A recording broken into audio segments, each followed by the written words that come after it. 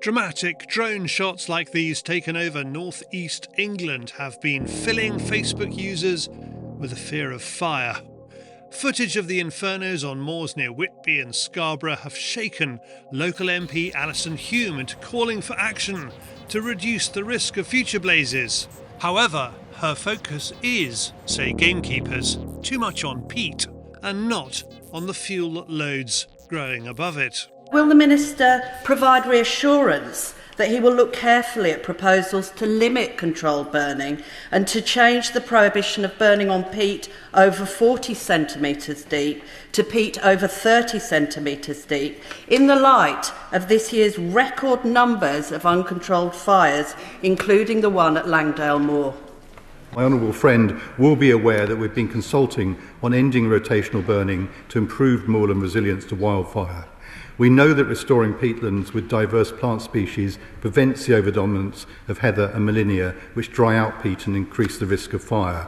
And frankly, recent wildfires show just how degraded our peatlands have become. Recently sacked DEFRA Minister Daniel Zeichner also falls into the trap of believing unproven rewilding solutions pushed by the likes of the RSPB rather than techniques moorland managers have trusted for generations.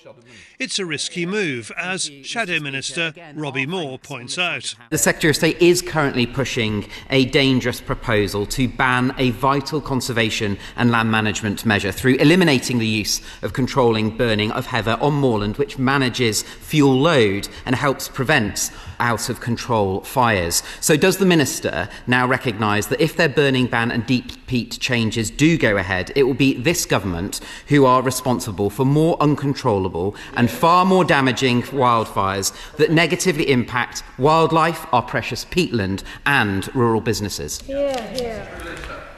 Well, no, I don't agree with the Shadow Minister. What I have already said, I've chosen my words carefully. This is a complicated set of issues. The issue is only complicated when politicians don't know the difference between mere burn and wildfire. The biggest difference is that controlled burning doesn't affect the peat underneath it. Regardless of peat depth, it's the biomass fuel load that is going to cause problems with wildfire in the future. We changed from 50 centimetres down to 40 centimetres a few years ago, and coming in at the end of September, just before the heather burning and grass code comes in for controlled moor burning, they're going to drop it down to 30 centimetres. So that's increasing the area where a fuel load can accumulate. DEFRA says the new peat rule will ban controlled burning on an area the size of Devon. The aim, it says, is to protect wildlife. In a bizarre contradiction, licences for moor burn will be granted for exceptional circumstances, such as the need to reduce the risk of wildfires, one of the arguments being used to ban it. The rest of the world that have once stopped using fire to control the spread of wildfire are going back to it. So it's something we need to look at. Really, common sense would be for us to do would be to not stop or change the burning code of conduct, but actually increase. Peat is a fuel itself. No, it's probably one step away from being coal. And this is where the common sense would come into it. You wouldn't store a large petrol container on top of your coal bunkers. If the petrol catches fire, it's going to burn into the coal.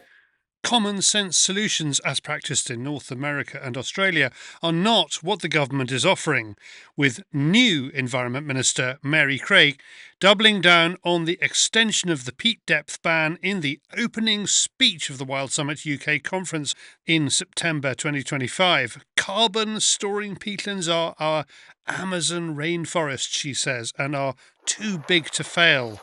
What she and her government are unleashing, of course, are more wildfires.